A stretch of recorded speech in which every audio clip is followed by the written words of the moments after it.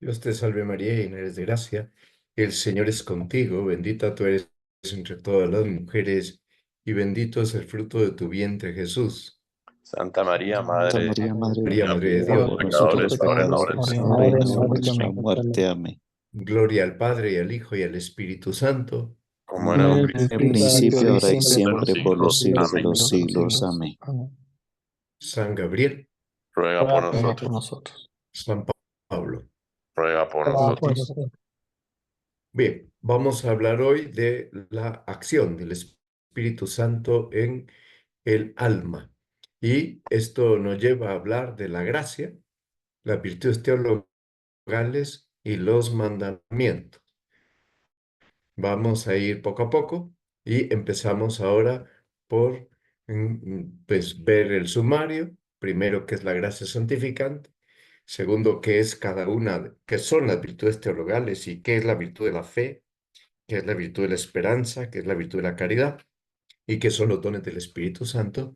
Y finalmente, el conjunto de los mandamientos de la ley de Dios. Bueno, entonces, resulta que Dios nos hace partícipes de la naturaleza divina. Pero en el ámbito de la Trinidad, Dios Padre comunica su naturaleza al Hijo y al Espíritu Santo de un modo total.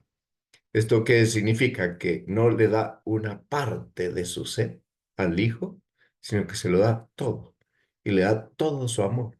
Y por tanto, todo su amor es el Espíritu Santo.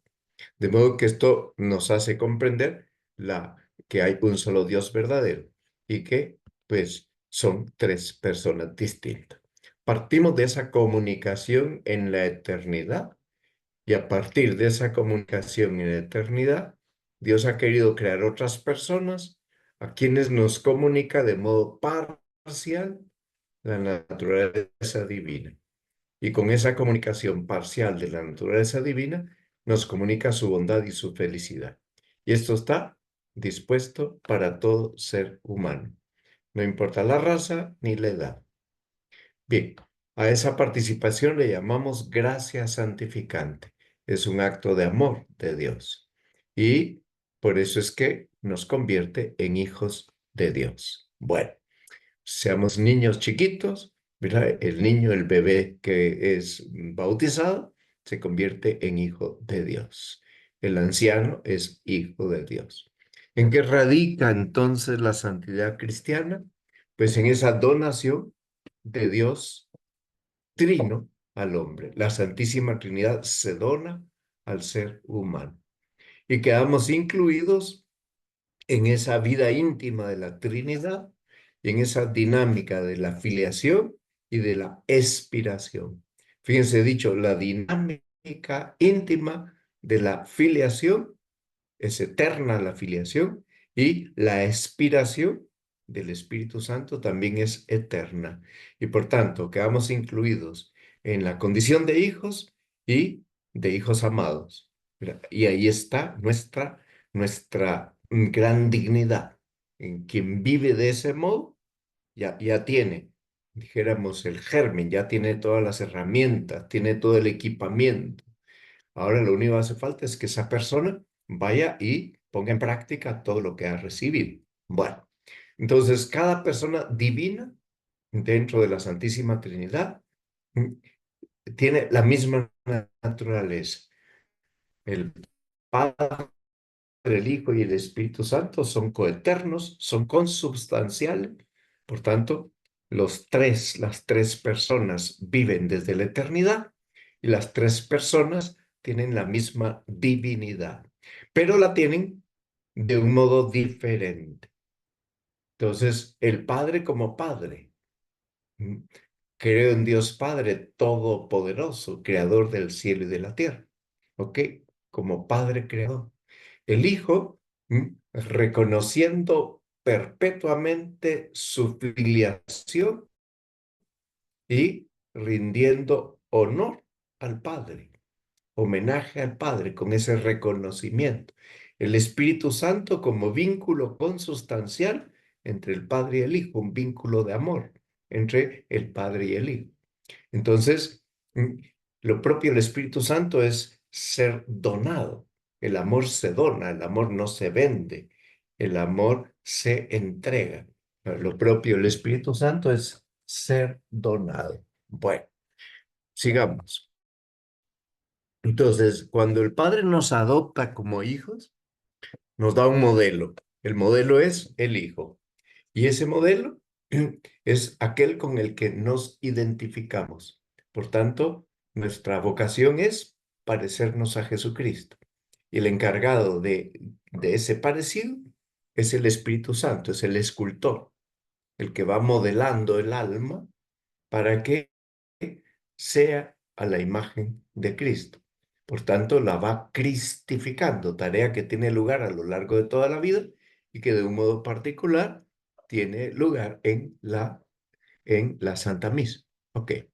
Entonces, el Espíritu Santo es la luz, la fuerza que nos impulsa para que nos identifiquemos con Cristo. Es decir, nos está animando a mirar a Cristo, a- nos está animando a imitar a Jesucristo. Nos está dando fuerzas para que nos parezcamos a Jesucristo y nos despojemos del hombre viejo. Por eso, vivir con Él para la gloria del Padre, cumpliendo en todo su voluntad. Esa es nuestra vocación. Vocación de todo joven, de todo niño, de de todo adulto mayor, de todo anciano.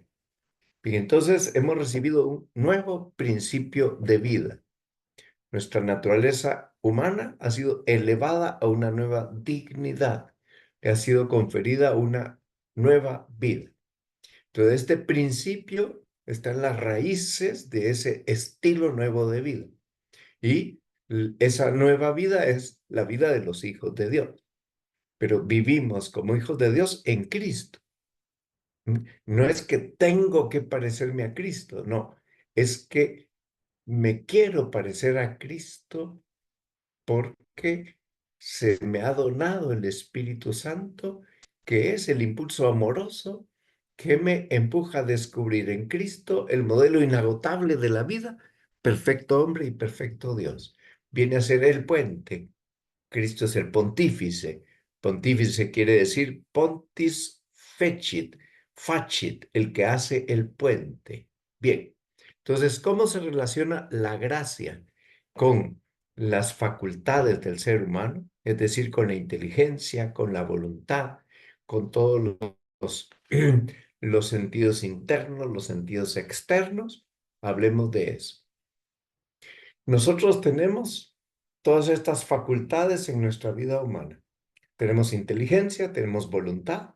Esas dos son las potencias del alma, son las operaciones espirituales que necesitan de los sentidos externos, que son como sus proveedores de información. Y esa información es procesada por los sentidos internos.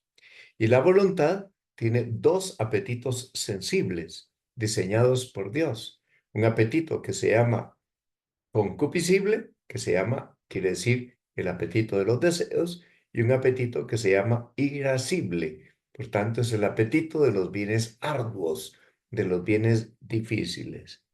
Bien, esas facultades las tiene la Virgen. Obviamente, Jesús, perfecto hombre, tiene inteligencia humana, voluntad humana, sentidos externos, sentidos internos, apetitos sensibles, sí, pero los tiene ordenados. María los tiene ordenados porque no tiene mancha de pecado original. José también los tiene, pero José después de María y después de Jesús y de María, evidentemente es el santo más grande. Y es lógico que todo hombre quiera parecerse a San José, aprender de San José a imitar a Jesucristo. Bueno, entonces la vida divina se hace posible porque hemos recibido la gracia santificante. La vida divina en nosotros es una realidad porque hemos recibido la gracia santificante. Pero esta gracia santificante, esta nueva vida, requiere unas facultades propias. ¿Cuáles son esas facultades propias? El que elevan nuestras facultades espirituales, es decir, elevan la inteligencia, elevan la voluntad. Esas facultades naturales, son elevadas por la gracia de Dios, para que puedan dar lugar a actos propios de la vida divina de la que estamos participando. Entonces, ¿cómo se realiza esta elevación de las facultades humanas? ¿Cómo se realiza? Entonces, ahí juega un papel importantísimo el Hijo Eterno del Padre. Por eso se ha hecho hombre, para que nosotros nos hiciéramos Dios, nos divinizáramos. Entonces, las tres virtudes teologales son hábitos que nos la gracia santificante. Nos otorga la fe, la esperanza y la caridad. Bien, esas tres virtudes teologales van a facilitarnos unas capacidades, nos capacitan para, ahora voy a decir, ¿para qué? Eso la recibe el niño al ser bautizado, pero el niño la recibe en estado germinal, el recién bautizado la recibe en estado germinal y le toca a cada uno ir poco a poco desarrollándolas. Entonces, les decía que nos otorgan la capacidad de vivir en relación con el Padre, el Hijo y el Espíritu Santo. Esa es la capacidad que recibimos. Entonces, esas tres virtudes son el fundamento, son los cimientos, son el alma de la acción moral del cristiano. Por tanto, esas tres virtudes le dan vida a las virtudes humanas. Sin esas tres virtudes, las virtudes humanas no tendrían vida sobrenatural, se quedarían en simples virtudes humanas. Esas tres virtudes garantizan la presencia del Espíritu Santo en nuestra alma y su acción, en nuestra inteligencia, en nuestra voluntad, en nuestros sentidos externos, en nuestros sentidos internos y en nuestros apetitos. ¿Cómo operan en mí esas tres virtudes? ¿Qué es lo que me permiten? Me permiten conocer a Dios como uno y como trino. Pero una vez que lo conocemos, estamos impulsados a desearlo y amarlo. Bien, eso por una parte, conocimiento, deseo y amor de la Trinidad. Por otra parte, le dan forma a las virtudes éticas humanas. Es decir, hace que las virtudes humanas puedan regular el uso de los bienes humanos. ¿De qué modo? De un modo que sea coherente con la nueva vida que hemos recibido. Por tanto, usamos los bienes como hijos de Dios. Trabajamos por tener esos bienes como lo que somos, como hijos de Dios. Y mm, esa condición de hijos es una condición en la que se vincula a lo humano y lo divino. Por tanto, no buscamos el bien puramente humano o exclusivo. No. Ok, ¿qué es lo que me aporta la fe? Aquí tienen ustedes aporta la fe. Me aporta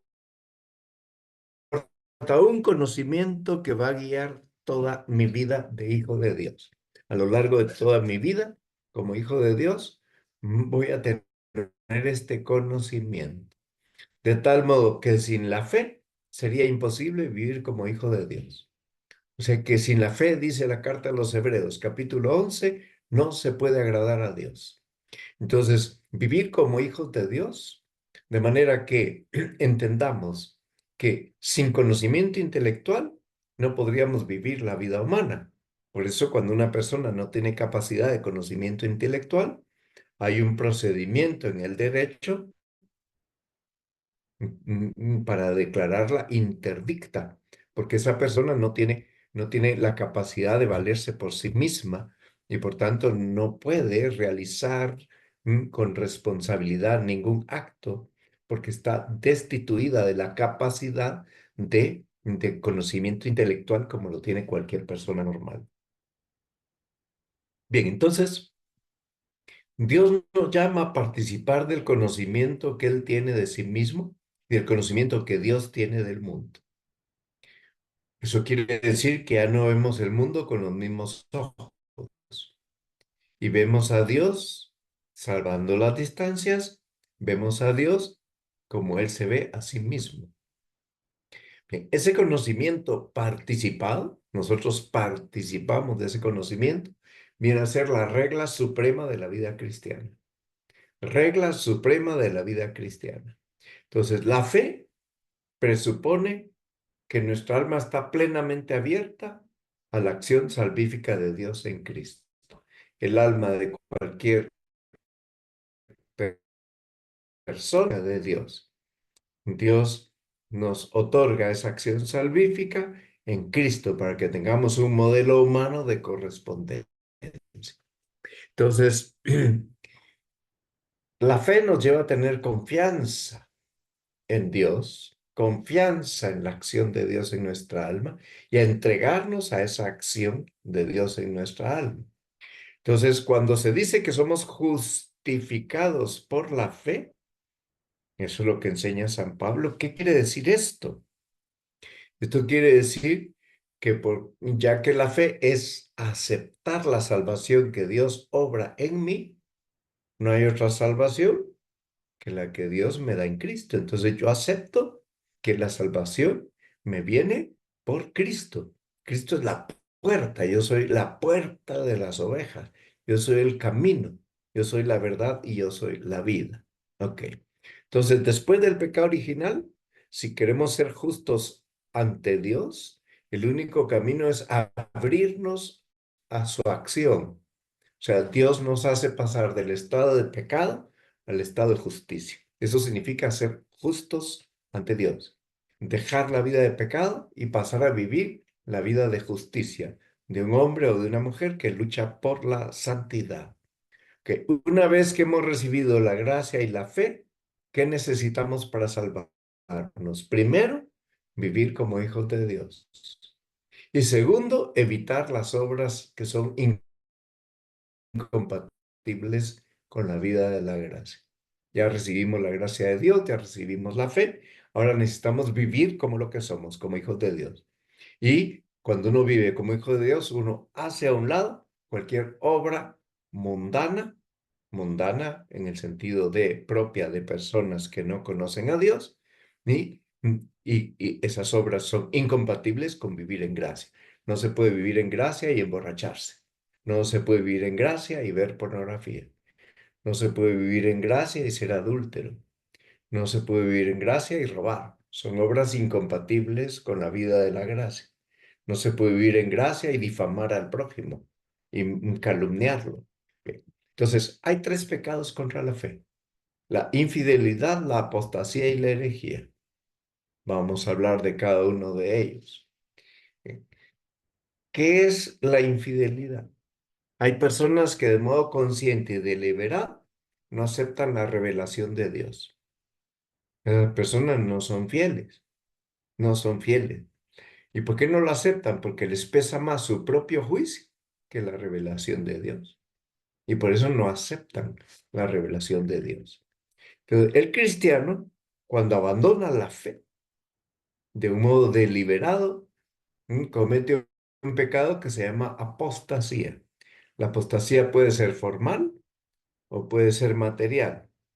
Es material cuando no hay un acto explícito de rechazo de las verdades de la fe.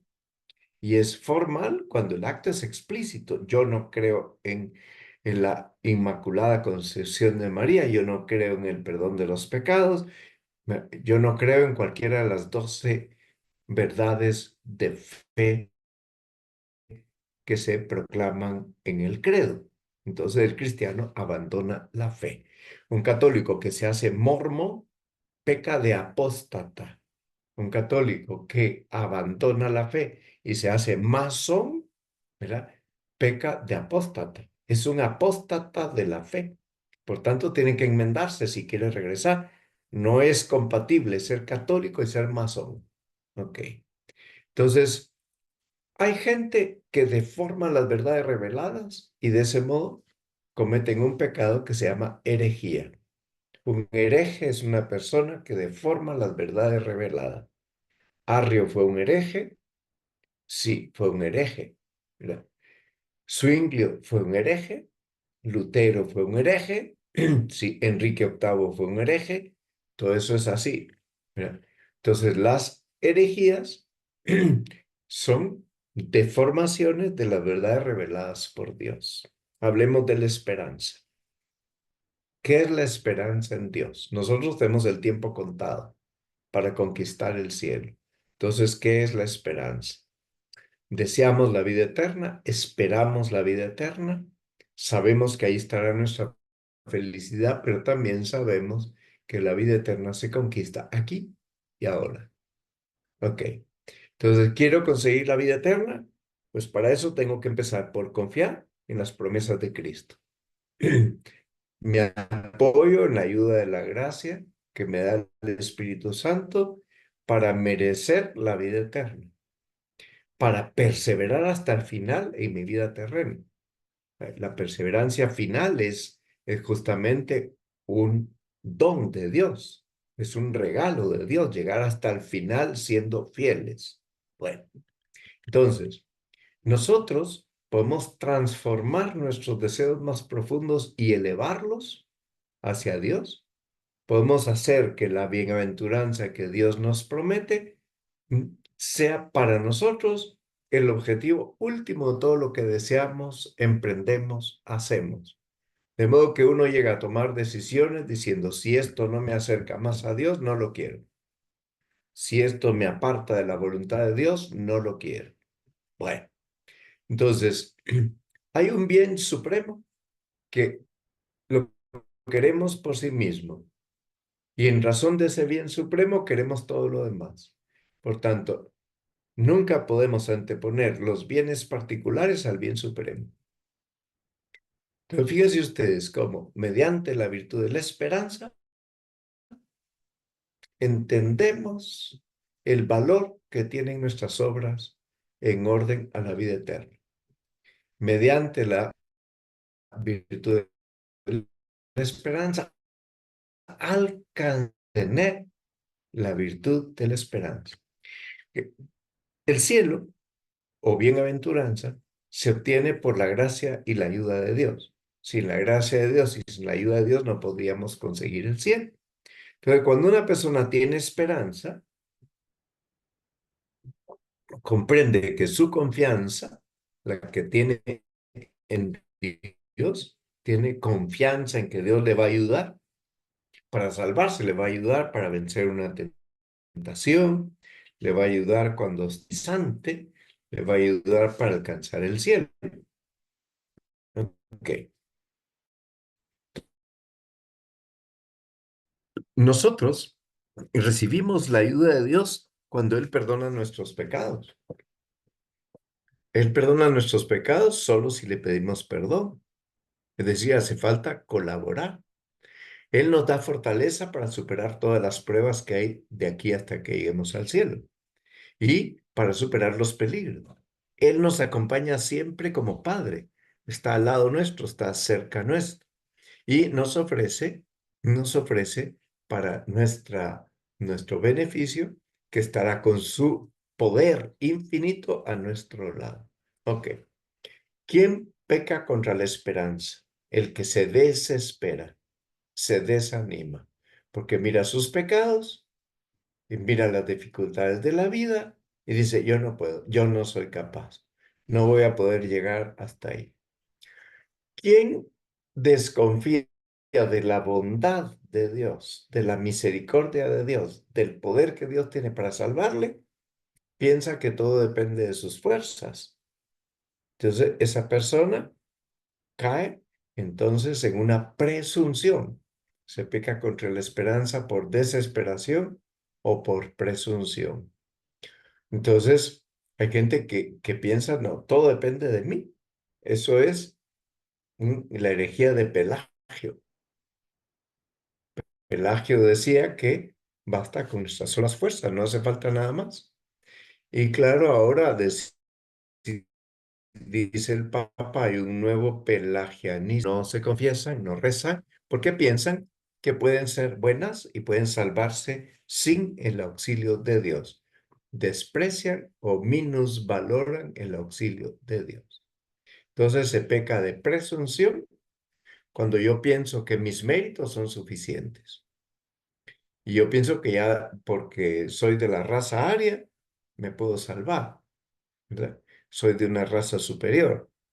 Pienso que porque yo estoy bautizado católico, todo está automáticamente dirigido hacia el cielo, ¿verdad? Ya usted aceptó a Cristo, le dicen los hermanos separados, pues usted ya tiene el cielo, ya usted es salvo. Esta es la expresión que usan. No será salvo, no es salvo. Bien, entre ese grupo de personas de la presunción están los que no recurren a los medios de salvación que Dios nos ofrece a través de la iglesia. No hacen oración, tampoco frecuentan los sacramentos, no van a misa, dicen que ellos son muy espirituales, que ellos tienen una relación directa con Dios a su modo, pero que no necesitan nada de eso. Existe la caridad. Lo principal de la caridad es amar a Dios, es el bien supremo, y amarlo sobre todas las cosas. Pero este amor a Dios es amor de amistad. Este amor requiere reciprocidad. Él ya nos ama infinitamente. Ahora lo que hace falta es que nosotros también lo amemos infinitamente a Él. Por parte de Dios todo está hecho. Nos ama infinitamente. Donde no está todo hecho es por parte de nosotros. Ahí es donde a nosotros nos toca poner lo que está a nuestro alcance. Bueno, entonces, ¿qué es el asunto? El asunto es que nosotros aceptamos, yo soy amado por Dios y trato de amar. Hay una aceptación. Eso quiere decir, yo reconozco que si estoy en este mundo es porque Dios me ama. Si tengo salud es porque Dios me ama. Si estoy teniendo la oportunidad de asistir a una clase todos los martes a las 6:15, es expresión del amor que Dios me tiene. Entonces, o yo amo a Dios como respuesta al amor con que Él me ama. O sea, yo puedo ser sujeto pasivo, pero puedo ser sujeto activo. Puedo ser sujeto pasivo quedándome en reconocer que Dios me ama, pero puedo ser sujeto activo tratando de responder al amor que Dios me tiene por mí y que me expresa. Ok.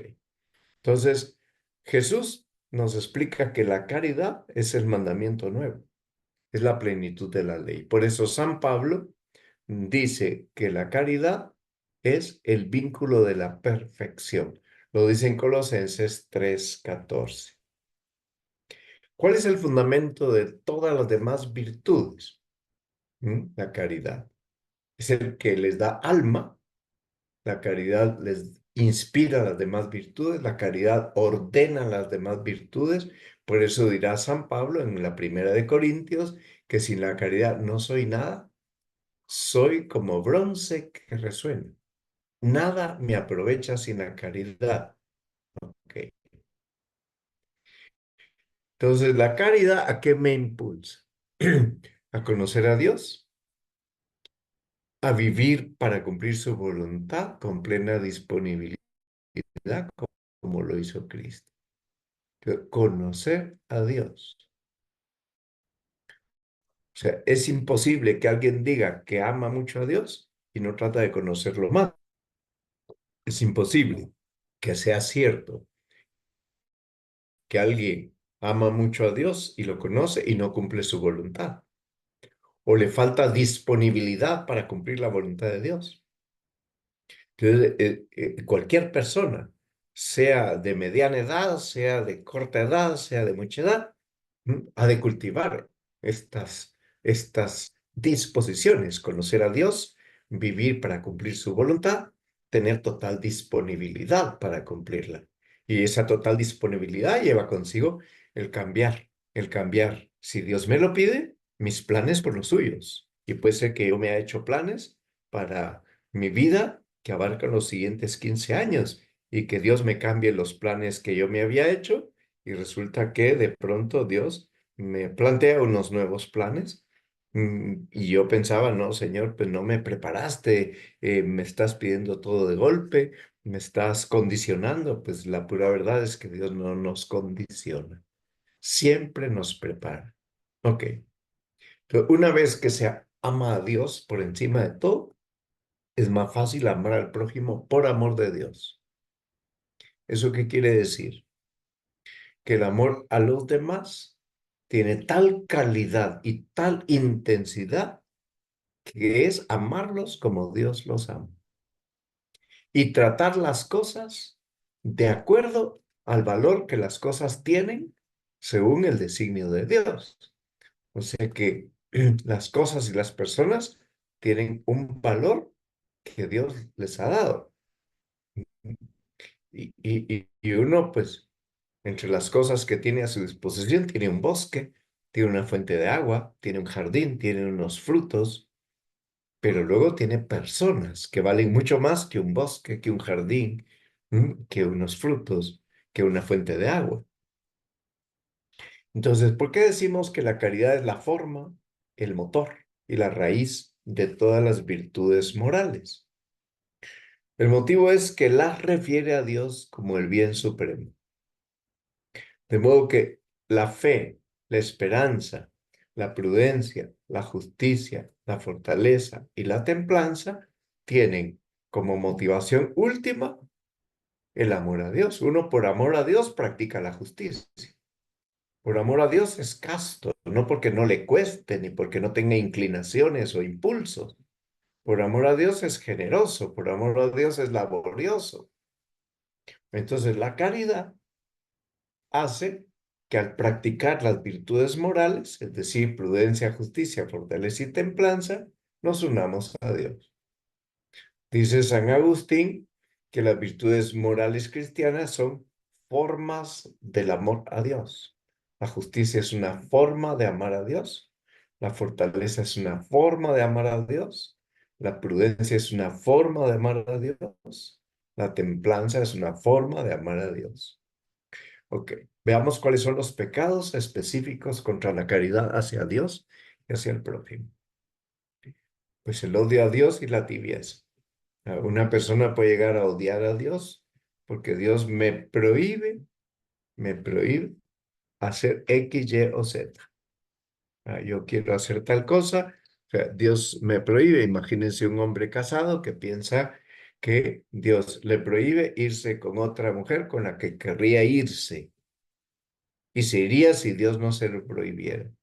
Bueno, pues ese hombre casado puede llegar a odiar a Dios porque no le permite que rompa su matrimonio y se vaya con la otra. La tibieza, ¿verdad? Conformarse con los mínimos, despreciar las cosas pequeñas. La persona que desprecia las cosas pequeñas cae en la tibieza. ¿Y qué pasa cuando uno peca en la caridad que debe tener hacia sí mismo? Porque hay un amor ordenado por nosotros mismos. Frente a ese amor ordenado se opone el amor desordenado por uno mismo. Entonces, cuando uno descuida su propia vida espiritual, peca contra la caridad en respecto del propio yo.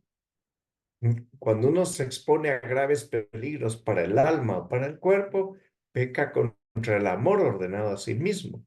Cuando una persona se suicida, cuando una persona es egoísta, tiene un amor tan desordenado por sí mismo que esa persona está pecando contra la caridad. Pero hay pecados específicos contra la caridad hacia Dios y hacia el prójimo. Entonces piensen que las personas que siembran odio y discordia, imagínense ustedes los que se dedican a alentar las guerras, a fomentar guerras, las personas que se dedican a provocar que una guerra no termine porque son productores de armas. Entonces a ellos no les conviene que las guerras terminen porque significaría que se acabó el negocio. Piensen ustedes las personas que pueden dar ayuda espiritual o material al prójimo y se niegan a dárselo.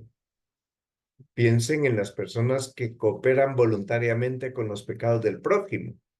¿Verdad? Pues uno que es cómplice con un estafador, cómplice con un calumniador, cómplice con una persona que es corrupta.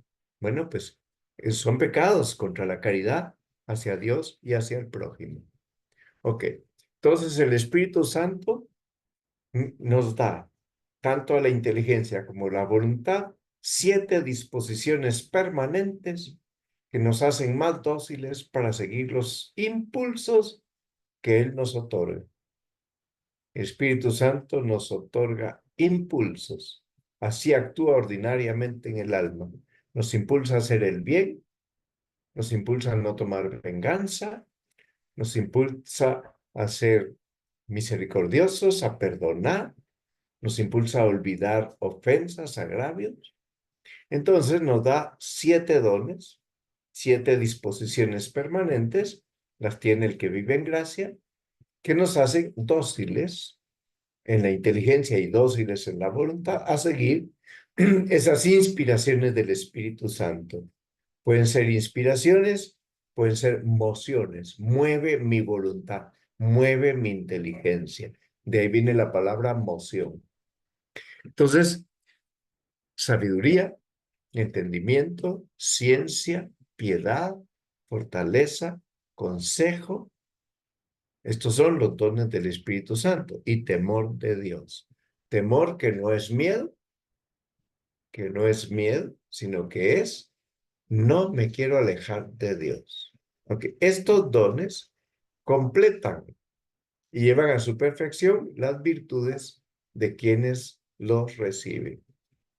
Entonces, esos dones hacen a los fieles, los hacen dóciles. ¿Por qué? Pues lo que más quisiéramos es obedecer con prontitud a las inspiraciones divinas. Ok. Estos dones, ¿de dónde salen? ¿Cuál es su inspiración bíblica? Bien, pues Isaías 11, versículos 1 al 3, está anunciando 700 años antes de Cristo que florecerá la raíz de Jesé. Jesé es el padre del rey David. Florecerá la raíz de Jesé y aparecerá un vástago. Ese vástago es Cristo, porque tal como Dios prometió a David, de su descendencia iba a surgir el Mesías y reposará sobre él el Espíritu del Señor, el Espíritu Santo. Y por tanto, habrán en la conducta de ese vástago, habrán estos 7 dones de los que habla Isaías 11, del 1 al 3. Bueno, en cada cristiano, por estar injertado en Cristo, aparecen también los 7 dones. Entonces, hablemos ahora de los frutos del Espíritu Santo. ¿Qué son los frutos del Espíritu Santo? Son unas perfecciones que forma en nosotros el Espíritu Santo. Son primicias, anticipos de la gloria eterna. Es decir, que cuando una persona se deja conducir por el Espíritu Santo, en el alma de esa persona van apareciendo estos frutos en su carácter, en su modo de ser, aparecen estos frutos de los que habla San Pablo en la carta a los Gálatas, capítulo 5, en los versículos 19 al 23 menciona, por un lado, las obras de la carne y por otro, en contraste con esas obras de la carne, las obras del Espíritu. Son 12 los frutos. Ahí están mencionados en Gálatas 5, 22 y 23. Es el texto tomado de la Vulgata. Y ahí se menciona la caridad y el gozo, van 2, paz y paciencia, van 4, longanimidad, bondad y benignidad, van 7, mansedumbre y fidelidad, van 9, modestia, continencia y castidad. Muy bien. Entonces, estos es lo que aparece en la conducta de una persona que es dócil al Espíritu Santo. Ok. Entonces, el Señor, cuando habla del decálogo, nos explica que es como un resumen de los principales elementos de la ley moral natural. Los 10 mandamientos son un resumen. Y ese resumen, esas 10 palabras, dice Dios, tienen origen divino. Porque se los entrega Dios a Abraham. No son preceptos simplemente humanos. Ok. ¿Qué hace la iglesia? La iglesia trata de seguir el orden que ofrece a la vida de cualquiera vivir con esos, conforme a esas 10 palabras. Y por eso la iglesia expone su catequesis moral siguiendo el orden de esos 10 mandamientos, porque así lo ha enseñado el Nuevo Testamento. Ok. Entonces, esos 10 mandamientos tienen unas instrucciones, son unas enseñanzas sobre un modo de vivir coherente con la alianza entre Dios y el pueblo elegido. Entonces, ahí hay unos deberes graves que no se pueden obviar. Cuando la iglesia expone los 10 mandamientos, nos enseña un estilo de vida congruente con el amor, con la caridad, con la amistad entre Dios y el hombre. Y eso es todo lo que hoy quería explicarles. Ahora quito las diapositivas para que puedan ustedes preguntar lo que quieran. Vamos a ver.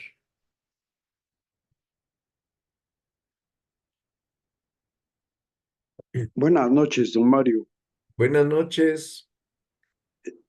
Soy Juan. Sí, Juan. Quería consultarle un poco más acerca de la tibieza. Me parece que es un peligro para todos. Para mí, le quisiera pedir un poquito más sobre la tibieza. Gracias. Sí.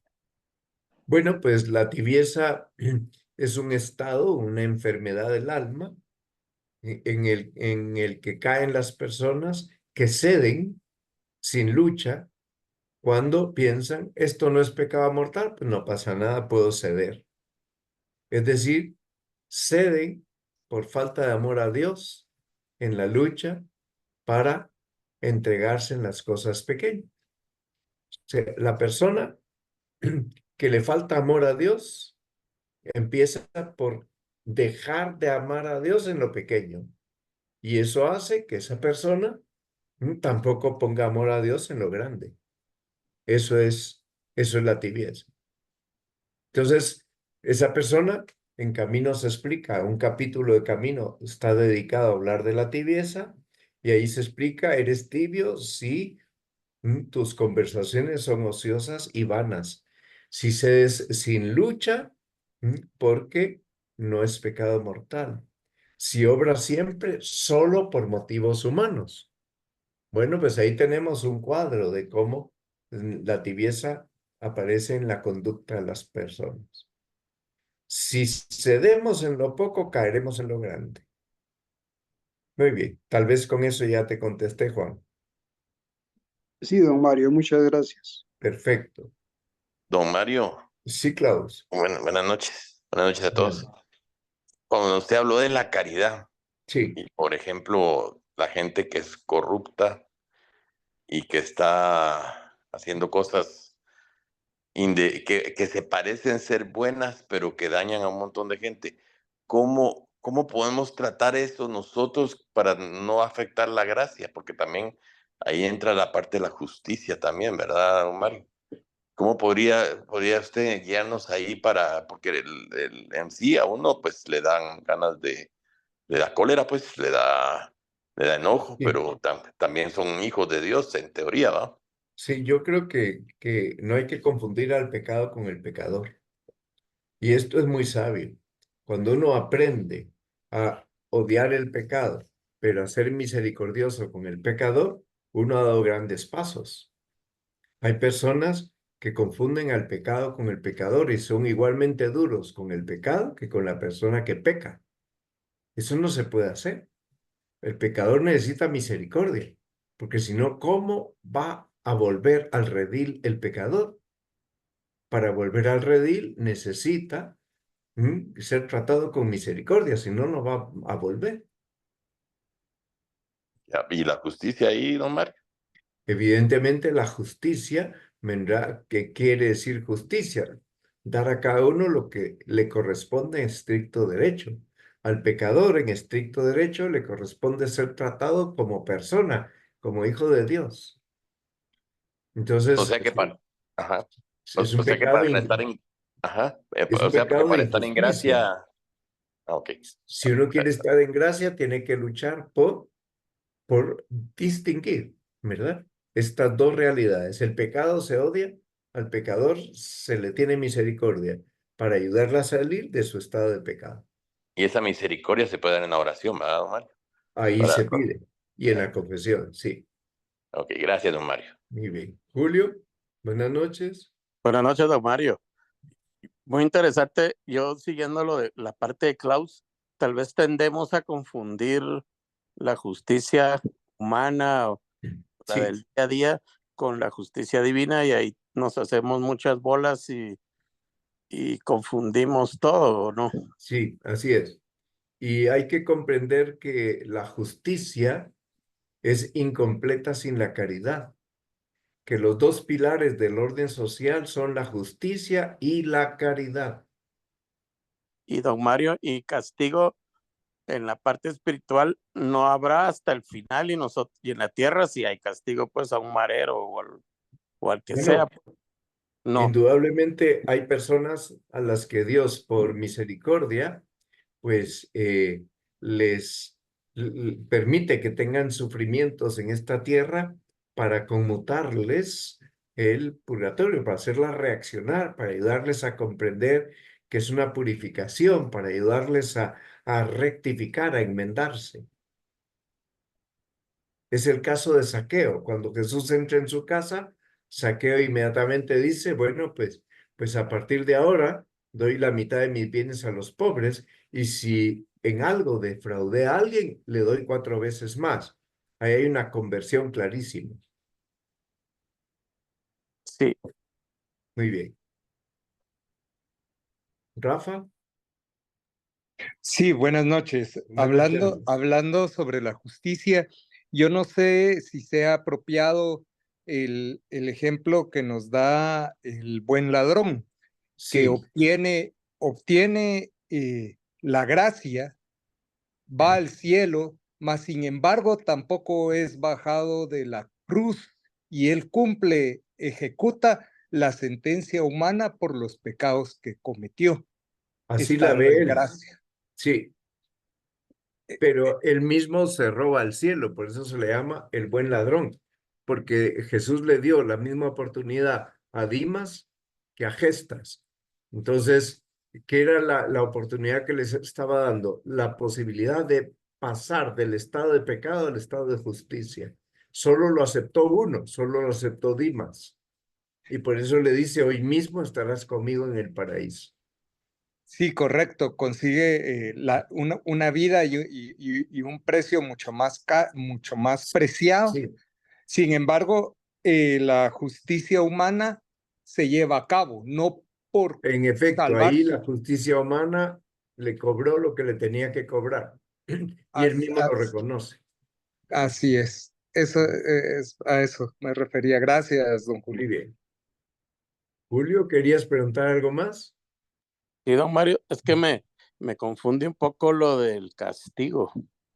El castigo, póngale aquí, se va alguien preso y por, póngale la pena de muerte, la Iglesia Católica nosotros no lo reconocemos, pero póngale otros castigos, ¿cómo se manejan, verdad? Cuando uno le desea, póngale un violador de niños o algo así. Bueno, hay personas que la justicia terrena tiene que sancionar, los tiene que llevar presos, los tiene que destituir de pues de sus prerrogativas, les puede prohibir, como ocurre, ¿verdad?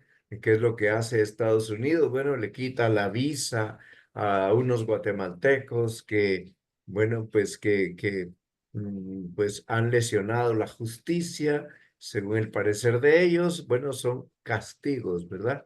Sin embargo, esos castigos se pueden interpretar desde el punto de vista del interesado como una afrenta o los puede también el interesado interpretar como algo que Dios ha permitido para que se enmienden y rectifiquen su vida y se Claro, purifiquen. gracias, don. Muy bien. Bueno, pues terminamos nuestra clase. Dios te salve María, llena eres de gracia. El Señor es contigo, bendita tú eres entre todas las mujeres, y bendito es el fruto de tu vientre, Jesús. Santa Santa María, María, Madre de Madre Dios, de Dios, gracias ruega por por nosotros nosotros los pecadores, pecadores, ahora en la hora de ahora nuestra y y en en la la hora hora de de nuestra nuestra muerte. muerte. Amén. Amén. Gloria al Padre y al Hijo y al Espíritu Santo. Como Como era era en el principio, ahora y principio, siempre, por los siglos de los Todos los siglos. siglos. Amén. San Gabriel, Ruega por nosotros. Nosotros. San Pablo, Ruega por Ruega nosotros. por nosotros.